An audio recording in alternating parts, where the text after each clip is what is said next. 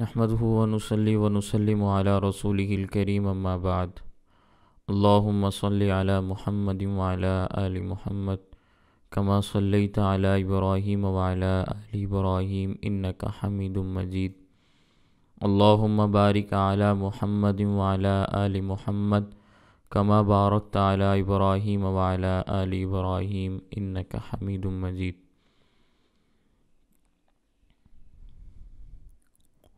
آج ہم نے جو سبق پڑھنا ہے وہ ہے عیدین کے دن غسل کرنے کے بارے میں اور مٹی سے تیمم کرنے کے بارے میں نبی کریم صلی اللہ علیہ وسلم کے کیا ارشادات ہیں۔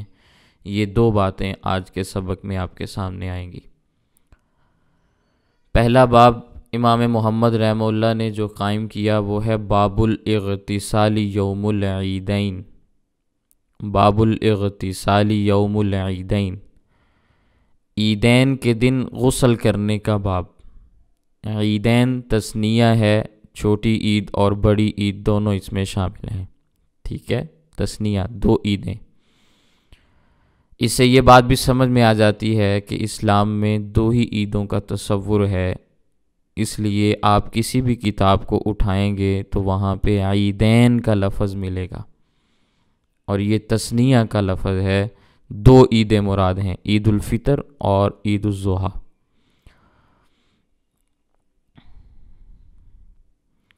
اب اس میں امام مالک رحمہ اللہ نے جو حدیث پاک بیان کی، جسے امام محمد رحمہ اللہ نے نقل فرمایا، پہلی حدیث پاک دیکھیں۔ اخبرنا مالک حدثنا نافع ان ابن عمر رضی اللہ تعالی عنہما وعنہم کان یغتسل قبل ان یغدو الی العید۔ اخبرنا مالک حدثنا نافع ان ابن عمر رضی اللہ تعالی عنہما وعنہم کان یغتسل قبل ان یغدو الی العید۔ امام محمد رحمہ اللہ فرماتے ہیں کہ امام مالک رحمہ اللہ نے ہمارے سامنے یہ حدیث بیان کی کہ حضرت امام نافع رحمہ اللہ فرماتے ہیں کہ حضرت عبداللہ ابن عمر رضی اللہ تعالیٰ عنہما عید کے دن لوگوں کے عید پڑھنے جانے سے قبل غسل فرمایا کرتے تھے۔ کان یغتسل، وہ غسل کیا کرتے تھے، قبل ان یغدو الی العید، قبل اس کے کہ وہ عید کے لیے چل پڑیں۔ حضرت عبداللہ ابن عمر رضی اللہ تعالیٰ عنہما عید کے دن غسل فرمایا کرتے تھے، یہ روایت کا حاصل اور خلاصہ ہے۔ امام مالک رحمہ اللہ نے یہ روایت بیان کی۔ حضرت عبداللہ ابن عمر رضی اللہ تعالیٰ عنہ کا عمل ہے کہ وہ عیدین پر جانے سے پہلے غسل فرمایا کرتے تھے۔ کان یغتسل قبل ان یغدو الی العید، کہ وہ عید پر جانے سے پہلے غسل کیا کرتے تھے۔ دوسری روایت دیکھیں۔ اخبرنا مالک اخبرنا نافع عن ابن عمر رضی اللہ تعالی عنہما انہ کان یغتسل یوم الفطر قبل ان یغدو۔ اخبرنا مالک اخبرنا نافع عن ابن عمر انہ کان یغتسل یوم الفطر قبل ان یغدو۔ امام مالک رحمہ اللہ فرماتے ہیں امام نافع نے فرمایا کہ حضرت عبداللہ ابن عمر رضی اللہ تعالیٰ عنہما عید الفطر کے دن عید کی نماز کو جانے سے پہلے غسل فرمایا کرتے تھے۔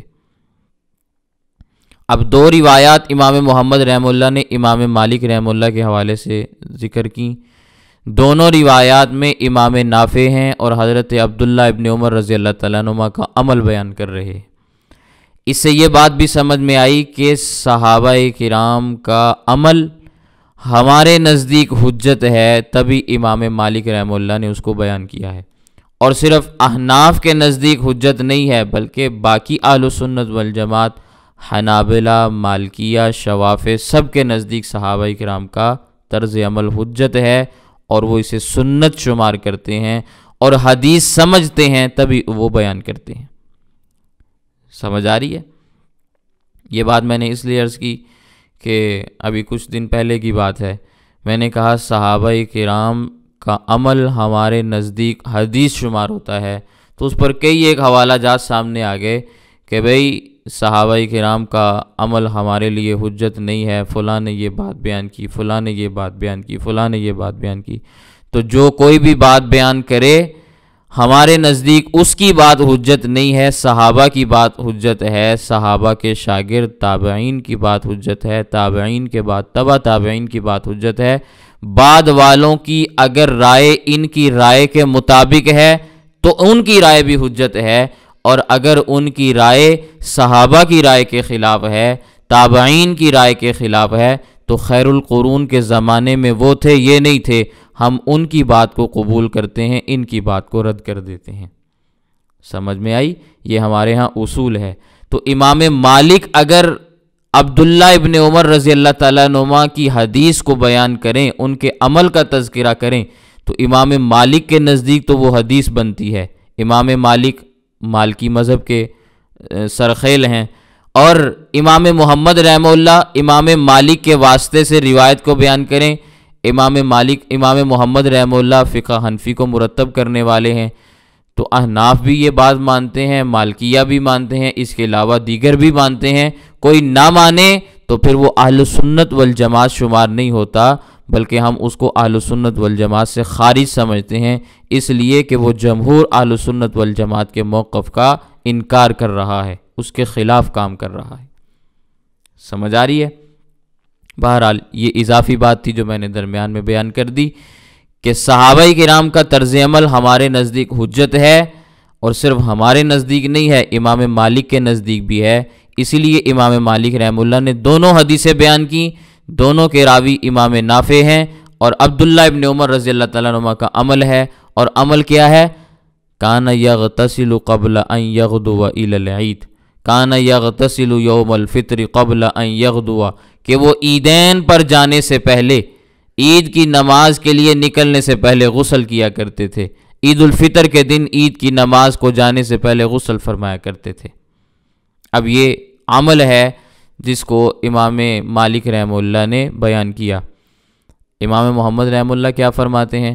قال محمد، امام محمد فرماتے ہیں الغسل یوم العید حسن، الغسل یوم العید حسن ولیس بواجب وہو قول ابی حنیفہ رحمہ اللہ تعالی۔ امام محمد کہتے ہیں ان روایات سے جو بات اور نتیجہ سمجھ میں آتا ہے وہ یہ کہ یوم العید، عید کے دن غسل کرنا اچھی بات ہے، بہترین عمل ہے، لیس بواجب، لیکن یہ واجب نہیں ہے۔ یہی حضرت امام اعظم ابو حنیفہ رحمہ اللہ کا مذہب ہے۔ اب اس پر کسی کے ذہن میں یہ سوال آئے کہ امام نافع رحمہ اللہ نے حضرت عبداللہ ابن عمر رضی اللہ تعالیٰ عنہ کا عمل بیان کیا کہ وہ عید پر جانے سے پہلے غسل کر رہے ہیں، تو امام محمد نے کیسے کہہ دیا کہ لیس بواجب؟ اگر واجب نہ ہوتا تو ابن عمر یہ عمل نہ فرماتے؟ نہیں، اس کا مطلب یہ نہیں ہے، بلکہ اس کا مطلب یہ ہے حضرت عبداللہ ابن عمر رضی اللہ تعالیٰ عنہ نے غسل فرمایا ہے لیکن غسل کو واجب نہیں سمجھا، اس لیے امام محمد رحمہ اللہ نے فرمایا کہ غسل کر لے تو بہترین کام ہے، بہتر عمل ہے، خوبصورت کام ہے، لیکن یہ واجب نہیں ہے، اس لیے کہ اہل سنت والجماعت کے تمام طبقات، وہ احناف ہوں، شوافع ہوں، مالکیہ ہوں، حنابلہ ہوں، کوئی بھی ہوں، عید کے دن غسل کے وجوب کے کوئی بھی قائل نہیں ہے، کسی کا بھی یہ مذہب نہیں ہے۔ ان روایات امام مالک رحمہ اللہ نے یہ روایات بیان کی ہے نا، تو امام مالک رحمہ اللہ کا اپنا مذہب بھی یہ نہیں کہ عید کے دن غسل کرنا واجب ہے یا عید کے دن غسل کرنا فرض ہے، بلکہ امام مالک رحمہ اللہ کے نزدیک بھی عید کے دن غسل کرنا نبی کریم صلی اللہ علیہ وسلم کی اور صحابہ کرام کی سنت ہے، اس لیے فرمایا یوم العید الغسل یوم العید حسن، بہترین کام ہے، اچھا کام ہے، باعث اجر و ثواب ہے، واجب نہیں ہے کہ جس نے غسل نہ کیا اس کی عید کی نماز ہی نہ ہوئی، جس نے غسل نہ کیا گویا اس نے عید کا حق ادا نہیں کیا، اس قسم کی کوئی بات نہیں ہے، بلکہ خوشی کا دن ہوتا ہے، عید کا دن ہے، لوگ بکثرت نماز پڑھنے کے لیے آتے ہیں، جنہوں نے سارا سال کوئی نماز نہیں پڑھی ہوتی عید کی نماز پڑھنے کے لیے وہ بھی آتے ہیں، تو ہر نمازی کو پھر صفائی کا نظافت کا جتنا ہو سکے اتنا خیال رکھنا ضروری ہے۔ یہی وجہ ہے کہ صحابہ کرام عید کے دن غسل کیا کرتے تھے، لیکن عید کے دن غسل کو واجب نہیں سمجھتے تھے۔ اس لیے امام محمد رحمہ اللہ نے فرمایا الغسل یوم العید حسن ولیس بواجب وہو قول ابی حنیفہ رحمہ اللہ تعالی۔ بات سمجھ میں آ گئی کہ عیدین کے دن غسل کرنا اچھا عمل ہے، مستحب عمل ہے، نبی کریم صلی اللہ علیہ وسلم کی سنت سے ثابت ہے، صحابہ کرام کا طرز عمل ہے، لیکن یہ مستحب یا سنت عمل ہے، واجب نہیں ہے، فرض نہیں ہے۔ اگلا باب دیکھیں، باب التیمم بالصعید۔ دوسرا باب امام محمد رحمہ اللہ نے جو بیان کیا وہ ہے مٹی سے تیمم کرنے کا حکم، اس کے بارے میں باب بیان کیا۔ باب التیمم بالصعید، صعید کہتے ہیں مٹی کو، مٹی کے ساتھ تیمم کرنا، جہاں پانی موجود نہ ہو یا پانی موجود ہو انسان اس کو استعمال کرنے پر قادر نہ ہو۔ کنواں موجود ہے، پانی نکالنے کے لیے ڈول نہیں ہے، اب خود تو نیچے نہیں جا سکتے نا، پانی موجود ہے، بیماری ایسی لگی ہے کہ پانی استعمال نہیں کر سکتے، مختلف قسم کے احوال سامنے آ سکتے ہیں، تو مٹی کے ساتھ تیمم کیا جاتا ہے۔ اور کیسے کیا جاتا ہے اس کی وضاحت بھی آپ کے سامنے آ جائے گی آج کے سبق میں، لیکن اس کے بارے میں امام مالک رحمہ اللہ نے 2 حدیثوں کا تذکرہ کیا، میں وہ احادیث آپ کے سامنے عرض کرنا چاہتا ہوں۔ اخبارنا مالکن اخبارنا نافع انہ اقبل ہوا وعبد اللہ ابن عمر من الجرف حتی اذا کان بالمربد نزل عبد اللہ ابن عمر رضی اللہ تعالی عنہما وعنہم فتیمم صعیدا طیبا فمسح وجهه ويديه الى المرفقين ثم صلى۔ اخبارنا مالک اخبارنا نافع انه اقبل هو وعبد الله بن عمر من الجرف حتى اذا كان بالمربد نزل عبد الله بن عمر رضی اللہ تعالی عنہما فتیمم صعیدا طیبا فمسح وجهه ويديه الى المرفقين ثم صلى۔ امام مالک رحمہ اللہ فرماتے ہیں ہمیں امام نافع نے یہ بات بیان کی کہ وہ اور حضرت عبداللہ ابن عمر رضی اللہ تعالیٰ عنہ، حضرت عمر کے صاحبزادے، مقام جرف سے مقام مربد پر پہنچے۔ جرف بھی جگہ کا نام ہے، مربد بھی جگہ کا نام ہے، ٹھیک ہے۔ حضرت عبداللہ ابن عمر رضی اللہ تعالیٰ عنہما سواری سے اترے، نازل عبداللہ ابن عمر فتیمم صعیدا طیبا، تو انہوں نے تیمم کیا پاکیزہ مٹی کے ساتھ، صعیدن مٹی، طیبن پاکیزہ، فمسح وجہہ، پھر تیمم کیا کیسے؟ مسح کیا اپنے چہرے کا، ویدیہ الی المرفقین، اور اپنے ہاتھوں کو کوہنیوں سمیت دھویا، اپنے ہاتھوں کو کوہنیوں سمیت ملا، اس کا بھی مسح کیا، ثم صلی، پھر نماز ادا کی۔ امام نافع فرماتے ہیں کہ میں اور حضرت عبداللہ ابن عمر مقام جرف سے مقام مربد تک پہنچے تو حضرت عبداللہ ابن عمر رضی اللہ تعالیٰ عنہ سواری سے اترے، پاکیزہ مٹی سے تیمم کیا، اپنے چہرے اور اپنے دونوں ہاتھوں پر کوہنیوں سمیت مسح کیا، پھر نماز ادا کی۔ اب اس روایت سے ایک تو یہ بات ثابت ہوئی کہ حضرت عبداللہ ابن عمر رضی اللہ تعالیٰ عنہ نے تیمم کیا، دوسری یہ بات ثابت ہوئی کہ پاکیزہ مٹی سے تیمم کیا، تیسری یہ بات ثابت ہوئی کہ تیمم کیا کیسے جاتا ہے، 2 ضربیں ہوتی ہیں، ایک ضرب سے چہرے کے اوپر مسح کیا جاتا ہے اور دوسری ضرب سے ہاتھوں کو کوہنیوں سمیت ملا جاتا ہے، یہ بات بھی ثابت ہوئی۔ تیسری بات یہ ثابت ہوئی، چوتھی بات یہ ثابت ہوئی کہ پھر اس تیمم کے کرنے کے بعد انہوں نے نماز بھی ادا کی۔ یہ نہیں کہ تیمم تو کر لیا، ویسے ہی پاکیزگی اور طہارت حاصل کرنے کے لیے کہ پھر تیمم کے بعد نماز نہیں پڑھی جا سکتی، سمجھ آئی؟ نماز بھی پڑھی۔ تو یہ ساری باتیں اسی روایت سے ثابت ہو گئیں، تیمم بھی کیا، پاکیزہ مٹی سے کیا، اور تیمم کیسے کیا، اور پھر اس تیمم کے کرنے کے بعد نماز بھی ادا کی، 4 باتیں ایک ہی روایت میں۔ اور طرز عمل کس کا ہے؟ صحابی کا۔ صحابی کون ہیں؟ حضرت عبداللہ ابن عمر رضی اللہ تعالیٰ عنہ۔ صحابی کا عمل کون بیان کر رہے ہیں؟ تابعی ہیں، حضرت امام نافع۔ امام نافع رحمہ اللہ سے روایت کو کون لے رہا ہے؟ امام مالک رحمہ اللہ۔ آگے لکھنے والے کون ہیں؟ امام محمد رحمہ اللہ۔ بات سمجھ میں آ گئی؟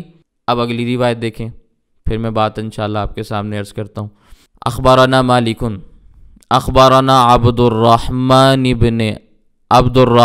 بن القاسم عن ابیہ عن عائشة رضی اللہ تعالی عنہا انہا قالت خرجنا مع رسول اللہ صلی اللہ علیہ وسلم فی بعض الاسفار حتی اذا کننا بالبیداء او بذات الجیش انقطع عقدی فاقام رسول اللہ صلی اللہ علیہ وسلم علی التماسہ واقام الناس ولیسوا علی ماء ولیس معہم ماء فأتى الناس إلى أبي بكر فقالوا ألا ترى إلى ما صنعت عائشة أقامت برسول الله صلى الله عليه وسلم وبالناس وليسوا على ماء وليس معهم ماء قالت فجاء أبو بكر ورسول الله صلى الله عليه وسلم واضع رأسه على فخذي قد نام فقال ابو بکر حبست رسول اللہ صلی اللہ علیہ وسلم والناس وليسوا على ماء وليس معهم ماء قالت فعاتبني وقال ما شاء الله ان يقول وجعل يطعنني بيده في خاصرتي فلا يمنعني من التحرك الا رأس رسول الله صلی اللہ علیہ وسلم على فخذي فنام رسول اللہ صلی اللہ علیہ وسلم حتی اصبح على غیر ماء فانزل اللہ تعالی آیت التیمم فتیممنا قال اسید بن حضیر ما ہی بأول برکتکم یا آل ابی بکر قالت وبعثنا البعیر الذی کنت علیہ فوجدنا العقد تحتہ۔ روایت لمبی ہے لیکن اس میں واقعہ بھی بیان کیا ہے، مسئلہ بھی بیان کیا ہے اور بہت ساری باتیں بھی ہیں۔ روایت کے الفاظ دوبارہ دیکھیں۔ اخبارنا مالکن اخبارنا عبد الرحمن بن القاسم عن ابیہ عن عائشة رضی اللہ تعالی عنہا انہا قالت خرجنا مع رسول اللہ صلی اللہ علیہ وسلم فی بعض الاسفار حتى إذا كنا بالبيداء أو بذات الجيش انقطع عقدي فأقام رسول الله صلى الله عليه وسلم على التماسه وأقام الناس وليسوا على ماء وليس معهم ماء فأتى الناس إلى أبي بكر فقالوا ألا ترى إلى ما صنعت عائشة أقامت برسول الله صلى الله عليه وسلم وبالناس وليسوا على ماء وليس معهم ماء قالت فجاء ابو بکر ورسول اللہ صلی اللہ علیہ وسلم واضع رأسه على فخذی قد نام فقال ابو بکر حبست رسول اللہ صلی اللہ علیہ وسلم والناس وليسوا على ماء وليس معهم ماء قالت فعاطبني وقال ما شاء الله ان يقول وجعل يطعنني بيده في خاصرتي فلا يمنعني من التحرك إلا رأس رسول الله صلى الله عليه وسلم على فخذي فنام رسول الله صلى الله عليه وسلم حتى أصبح على غير ماء فأنزل الله تعالى آية التيمم فتيممنا فقال أسيد بن حضير ما هي بأول بركتكم يا آل أبي بكر قالت وبعثنا البعیر الذی كنت علیہ فوجدنا العقد تحتہ۔ حضرت امام مالک رحمہ اللہ نے حدیث بیان کی، کہتے ہیں حضرت عبد الرحمن بن قاسم انہوں نے اپنے والد سے یہ روایت بیان کی۔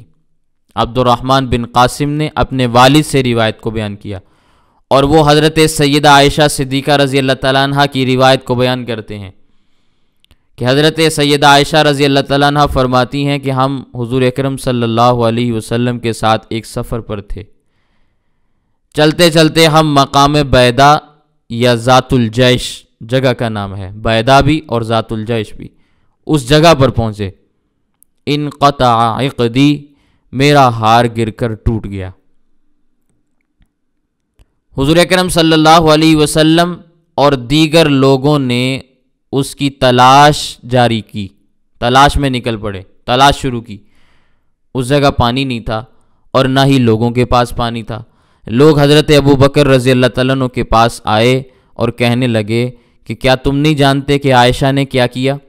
انہوں نے رسول اللہ صلی اللہ علیہ وسلم اور ہم لوگوں کو ایسی جگہ روک دیا جہاں پانی نہیں ملتا اور نہ ہی ہمارے پاس پانی کا ذخیرہ ہے۔ حضرت عائشہ فرماتی ہیں یہ سن کر حضرت ابو بکر رضی اللہ تعالیٰ عنہ میرے پاس تشریف لائے۔ اللہ کے نبی صلی اللہ علیہ وسلم اس وقت میری ران پر سر رکھ کر آرام فرما رہے تھے۔ حضرت ابو بکر رضی اللہ تعالیٰ عنہ نے مجھ سے کہا تو نے رسول اللہ صلی اللہ علیہ وسلم اور دوسرے لوگوں کو ایسی جگہ پر روک دیا جہاں نہ ان کے پاس پانی ہے اور نہ ہی پانی کا ذخیرہ ہے، ایسی جگہ تم نے روک دیا۔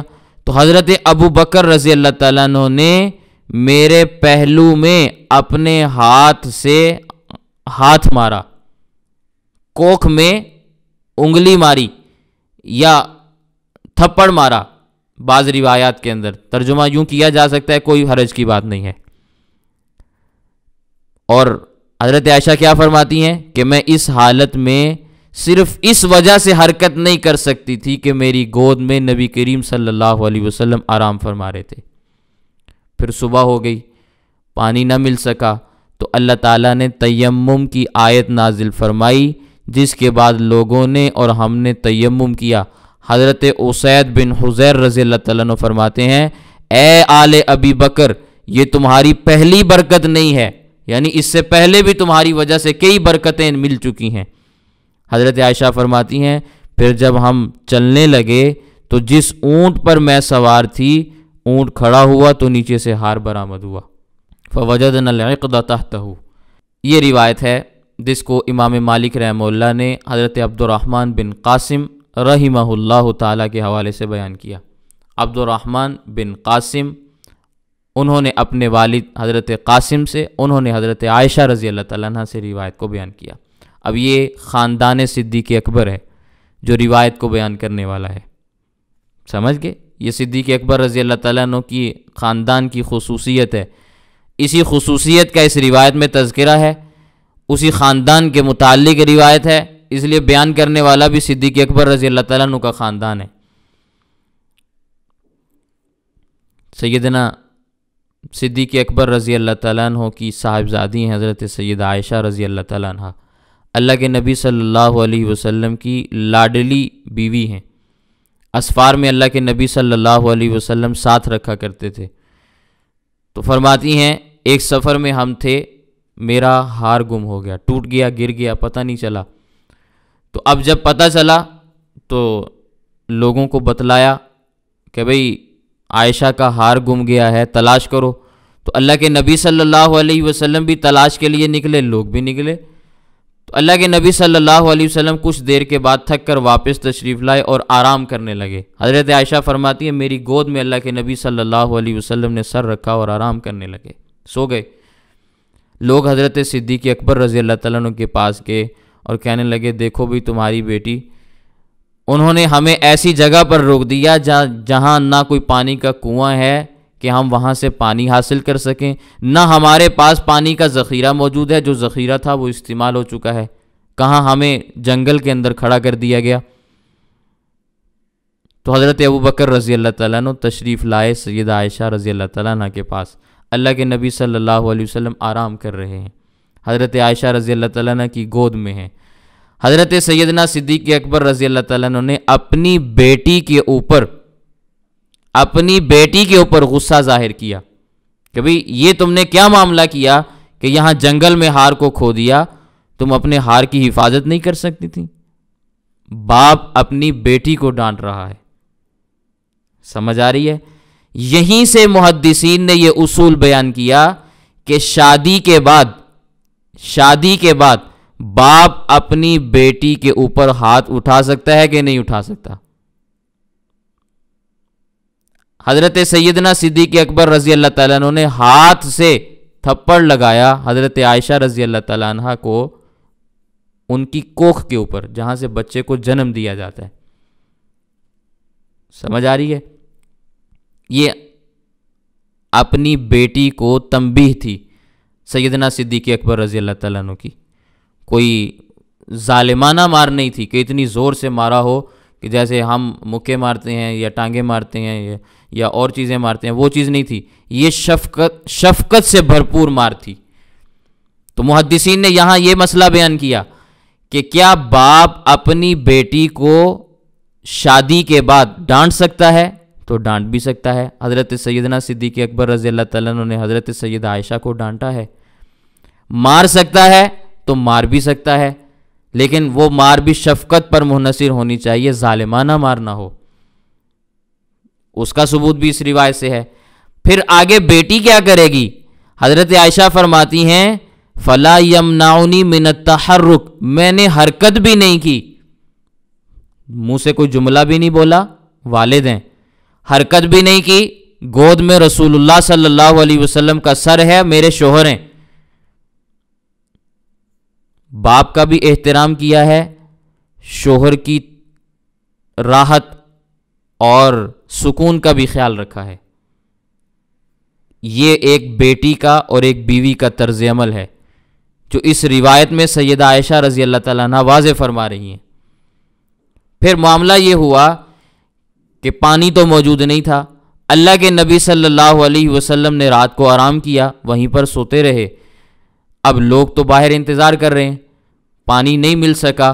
صبح ہوئی، اللہ کے نبی صلی اللہ علیہ وسلم کے سامنے معاملہ پیش کیا گیا کہ ہم تو ایسی جگہ پر ہیں جہاں پانی موجود نہیں، ہمارے پاس پانی کا ذخیرہ بھی نہیں ہے۔ تو تیمم کی آیات نازل ہوئیں۔ قرآن کریم کے اندر الفاظ ہیں فَتَيَمَّمُوا، تم تیمم کر لو۔ تو لوگوں نے تیمم کیا، آیت تیمم کا نزول ہوا۔ کس لیے ہوا؟ کہ حضرت عائشہ رضی اللہ تعالیٰ عنہ کی وجہ سے وہاں رکنا پڑا تھا۔ اب وہاں ایسی جگہ تھی جہاں پانی نہیں تھا، تو پانی نہ ہونے کی وجہ سے تیمم کا مسئلہ اس امت میں نازل ہوا، ایک بہترین طرز عمل نازل ہو گیا حضرت عائشہ رضی اللہ تعالیٰ عنہ کی وجہ سے، سیدنا صدیق اکبر رضی اللہ تعالیٰ عنہ کے خاندان کی وجہ سے، کہ اللہ تعالیٰ نے ایک چھوٹ نازل کر دی کہ اگر پانی نہ ملے تو مٹی استعمال کر لیا کرو، پاکیزہ مٹی کے ساتھ تیمم کر لیا کرو، اس سے بھی تم طہارت حاصل کر لیتے ہو، اس سے بھی تمہارے لیے نماز کا ادا کرنا جائز ہو جاتا ہے۔ تو حضرت اسید بن حضیر رضی اللہ تعالیٰ عنہ کہنے لگے آل ابی بکر، یہ تمہاری برکتوں میں سے ایک برکت ہے، پہلے بھی کئی برکتیں اس امت میں دیکھنا نصیب ہوئیں، آج ایک اور برکت کا اضافہ ہوا کہ تمہاری وجہ سے تیمم کی آیات بھی نازل ہوگی، کہ تمہاری اولاد کی وجہ سے تیمم کی آیات بھی اس امت کو مل گئیں۔ پھر حضرت عائشہ فرماتی ہیں معاملہ یہ ہوا کہ تیمم کی آیات بھی نازل ہو گئیں، ہم نے نمازیں بھی ادا کر لیں، طہارت بھی ہوگی، سارے معاملات ہو گئے۔ اٹھے، جیسے ہی اونٹ کھڑا ہوا اسی اونٹ کے نیچے سے ہار بھی نکل آیا، ہار بھی برآمد ہو گیا۔ تو اصل میں اللہ تعالیٰ نے تکوینی طور پر یہ سارا معاملہ ظاہر کروایا کہ امت کو مسائل کا علم ہو سکے۔ اب کتنی باتیں یہاں پر آپ کے سامنے آئے گئیں۔ اب اسی ایک روایت کے مطابق اگر بات آپ تلاش کرنا شروع کریں گے تو میں موٹے موٹے مسائل عرض کروں گا، اس کے علاوہ بھی ہیں۔ شوہر اپنی بیوی کو سفر پر لے کر جائے، اس آیت سے مسئلہ ثابت ہوا کہ نہیں ہوا؟ ساتھ مزید افراد بھی ہوں تب بھی ساتھ لے کر جائے پردے کے اندر، اسی روایت سے ثابت ہوا۔ حضرت سیدنا صدیق اکبر رضی اللہ تعالیٰ عنہ کے سامنے لوگ آ کر شکایت کریں، اللہ کے نبی صلی اللہ علیہ وسلم سے بات نہ کریں کہ وہ آرام کر رہے ہیں، ان کے آرام میں خلل نہ آئے، لیکن لوگوں کو تکلیف ہوئی تو سیدنا صدیق اکبر رضی اللہ تعالیٰ عنہ کے پاس آئے کہ نہیں آئے کہ تمہاری بیٹی کی وجہ سے یہ معاملہ ہوا ہے، اسے جا کے سمجھاؤ۔ تو یہ بات بھی سمجھ میں آئی کہ اگر لوگ بڑے تک بات نہ پہنچا سکیں تو بڑے کے بعد نائب تک بات کو پہنچا دیں تاکہ معاملہ سلجھ جائے، یہ بات بھی سمجھ میں آئی۔ پھر سیدنا صدیق اکبر رضی اللہ تعالیٰ عنہ تشریف لائے، سیدہ عائشہ صدیقہ رضی اللہ تعالیٰ عنہ کو ڈانٹا، یہ ڈانٹ بھی ثابت ہو گئی کہ ڈانٹ بھی سکتا ہے باپ کو حق ہے، یہ نہ کہے اولاد کہ بھئی میری شادی ہو گئی ہے، میری شادی کے بعد تم کون ہوتے ہو مجھے ڈانٹنے والے، یہ بات بھی ثابت ہو گئی۔ مارنا بھی ثابت ہو گیا کہ ہلکی سی مارنا چاہیں، ہلکا سا تھپڑ لگانا چاہیں تو وہ بھی بات ثابت ہو گئی۔ اگلی بات بھی ثابت ہو گئی کہ شوہر کا ادب اور احترام کیسے کیا ہے، کہ اتنی آواز بھی اونچی نہیں تھی۔ ایک تو سیدنا صدیق اکبر رضی اللہ تعالیٰ عنہ کی کہ اللہ کے نبی صلی اللہ علیہ وسلم جاگ جاتے، ان کا بھی ادب کیا، ڈانٹ بھی دیا، مار بھی لیا، لیکن حضرت عائشہ رضی اللہ تعالیٰ عنہ نے حرکت بھی نہیں کی، کوئی جملہ بھی زبان سے نہیں ادا کیا۔ حرکت اس لیے نہیں کی کہ شوہر کا ادب ہے، احترام ہے، یہ بات بھی سمجھ میں آ گئی۔ زبان سے کوئی جملہ نہیں بولا کہ باپ کو جواب دے سکیں، یہ بات بھی سمجھ میں آ گئی۔ پھر سیدنا صدیق اکبر رضی اللہ تعالیٰ عنہ کے خاندان کی فضیلت بھی سمجھ میں آ گئی۔ اسی ایک روایت سے کتنی باتیں، تیمم کا مسئلہ بھی سمجھ میں آ گیا۔ یہ ہے روایات کا خلاصہ، یہ ہے روایات کا خلاصہ جو محدثین بیان کرتے ہیں، پھر ایک ایک چیز کو نچوڑ کے نکال کے امت کے حوالے کرتے ہیں۔ آج امت کہے کہ ہمیں ان کی ضرورت ہی نہیں، آج امت کہے کہ ہمیں ان کی ضرورت ہی نہیں، تو جیسے امام محمد رحمہ اللہ نے باب التیمم بالصعید کے تحت روایت کو بیان کر دیا، لوگ بھی تیمم کی روایت کو بیان کر دیتے اس روایت کے طور پہ، اس روایت کو تیمم کی روایت کے طور پر تو بیان کر دیتے، لیکن اس سے اتنی ساری باتیں نہ سمجھ سکتے۔ کوئی بھی اس کو سیدنا صدیق اکبر رضی اللہ تعالیٰ عنہ کے خاندان کی فضیلت پر نہ پیش کرتا کہ یہ روایت ان کے خاندان کی فضیلت پر بھی دلالت کرتی ہے۔ اس روایت سے اور بھی کئی مسئلے نکلتے ہیں، یہ نہیں کہ اگر ایک محدث نے اس کو ایک باب کے ضمن میں بیان کر دیا تو بس یہ اسی باب کے ساتھ خاص ہوگی، اس کو کہیں اور نہیں بیان کر سکتے۔ بہرحال اس روایت سے تیمم کا مسئلہ ثابت ہو گیا، اور وہ واقعہ بھی، شان نزول بھی، ساری چیزیں آپ کے سامنے آ گئیں کہ تیمم کی آیات نازل کیسے ہوئیں اور کیوں نازل ہوئیں، معاملہ کیا تھا۔ پھر امام محمد رحمہ اللہ فرمانے لگے، قال محمد وبہذا ناخذ والتیمم ضربتان، ضربۃ للوجہ وضربۃ للیدین الی المرفقین وہو قول ابی حنیفہ رحمہ اللہ تعالی۔ امام محمد فرماتے ہیں انہی روایات کو ہم بھی لیتے ہیں، ہمارا بھی انہی روایات کے اوپر عمل ہے، اور ہم یہ بات کہتے ہیں کہ تیمم کی دو ضربیں ہیں، 2 دفعہ ہاتھ آپ نے زمین کے اوپر مارنا ہے، ضربتن، ایک دفعہ ضرب لگائیں، للوجہ، چہرے کے لیے، اور چہرے کو اچھے طریقے سے آپ مسح کر لیں، یعنی وہ ہاتھ چہرے کے اوپر اچھے طریقے سے مل لیں، وہ ضربۃ للیدین، اور پھر دوسری ضرب لگائیں، وہ ہاتھوں کے لیے ہے، الی المرفقین، ہاتھوں کو کوہنیوں سمیت آپ نے مسح کرنا ہے۔ یہی حضرت امام اعظم ابو حنیفہ رحمہ اللہ کا مذہب ہے۔ تو تیمم کی بات بھی سمجھ میں آ گئی کہ تیمم کیا کیسے جاتا ہے، اور تیمم کے اندر فرائض کون کون سے ہیں۔ 2 ضربیں ہیں، ایک ضرب سے چہرے کو ایک ضرب سے چہرے کا مسح ہے، اور ایک ضرب سے یدین الی المرفقین، دونوں ہاتھ دونوں کوہنیوں سمیت، یہ تیمم ہے۔ اس کو امام محمد رحمہ اللہ نے اپنی کتاب کے اندر بیان کیا۔ تو یہ آج آپ کے سبق میں 4 روایات ہیں، 2 باب الاغتسال یوم العیدین کے ضمن میں، اور 2 روایات باب التیمم بالصعید کے ضمن میں، اور پھر امام محمد رحمہ اللہ کے اقوال ہیں جو ان روایات کو مزید واضح کرنے کے لیے ہیں۔ اللہ تعالی ہمیں نبی کریم صلی اللہ علیہ وسلم کی احادیث کو صحیح انداز میں سمجھنے کی، نبی کریم صلی اللہ علیہ وسلم کی تعلیمات پر اچھے انداز پر عمل کرنے کی توفیق عطا فرمائے۔ وآخر دعوانا ان الحمد للہ رب العالمین۔